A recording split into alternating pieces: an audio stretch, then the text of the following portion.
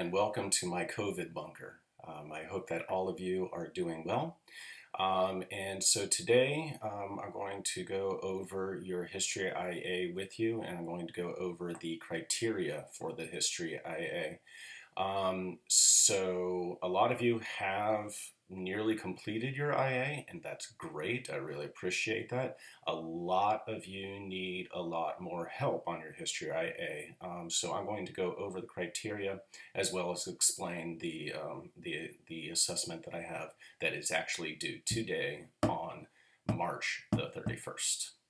So without further ado, let's get to that.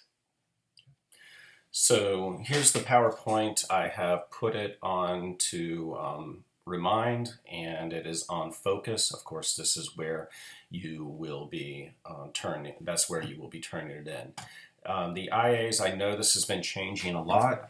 It's not entirely my fault. IB does keep on changing a lot of things. So, but April 15th is when I need your IA before that time.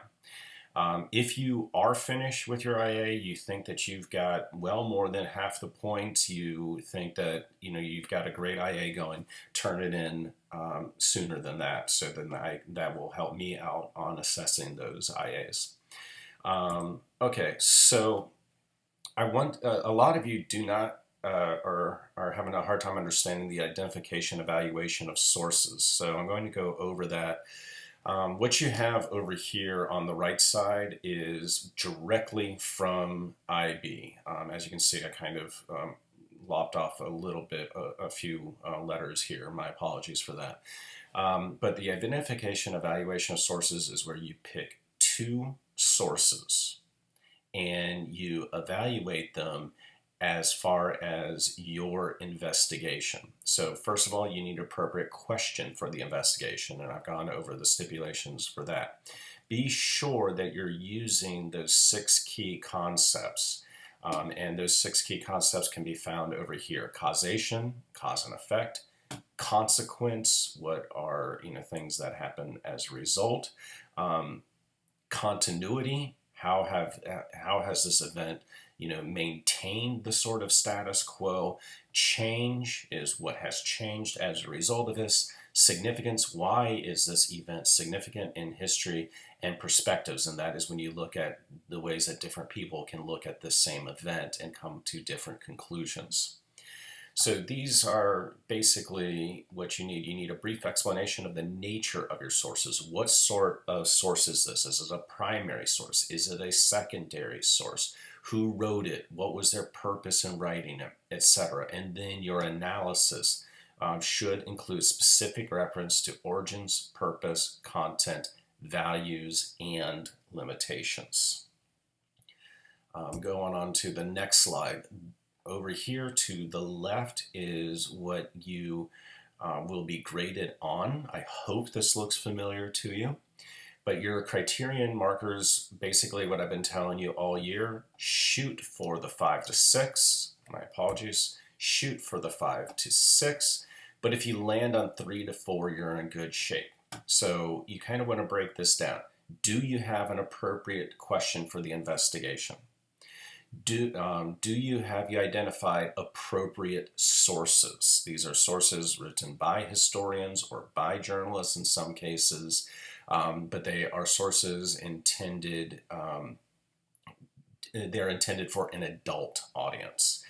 And here's the difference between 3 to 4 and 5 to 6. Not much of a difference. It just depends on how well you analyze your sources with reference to the values and limitations.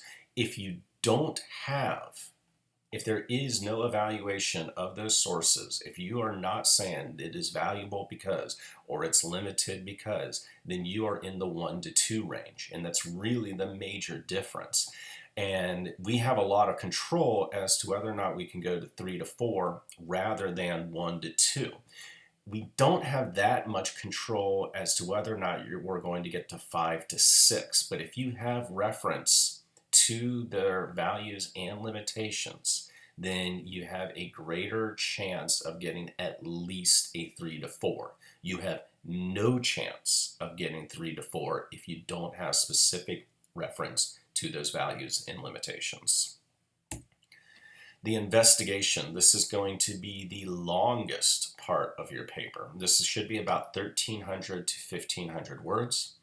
It must be analytical in nature, not merely descriptive. And that's been a major problem with a lot of papers that I have seen.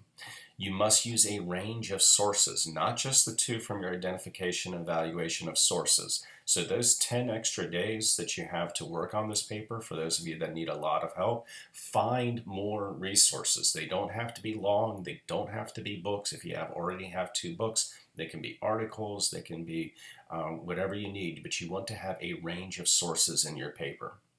Make sure you delineate the sections of your investigation. You want to have you want to make sure that you have the constituent parts of your paper identified. We don't want just one long streaming text.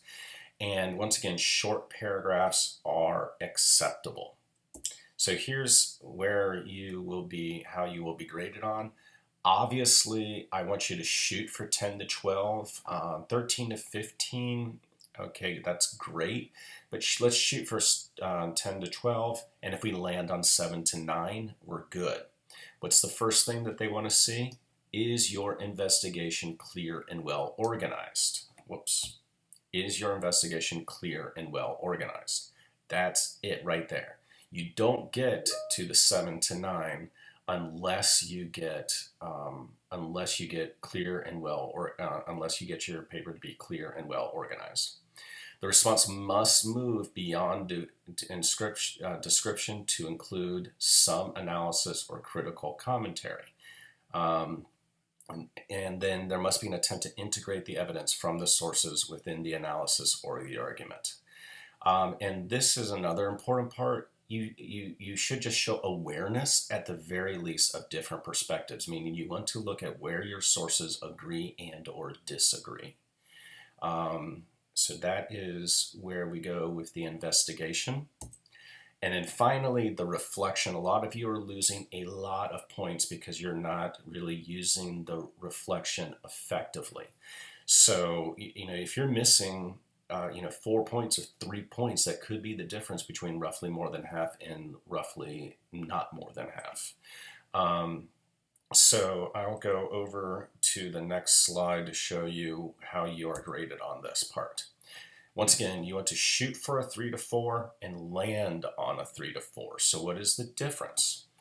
Clear focus on what you learned about how historians work. The basic premise behind any and all assignments in IB is, are you learning about this job? Are you learning about this discipline?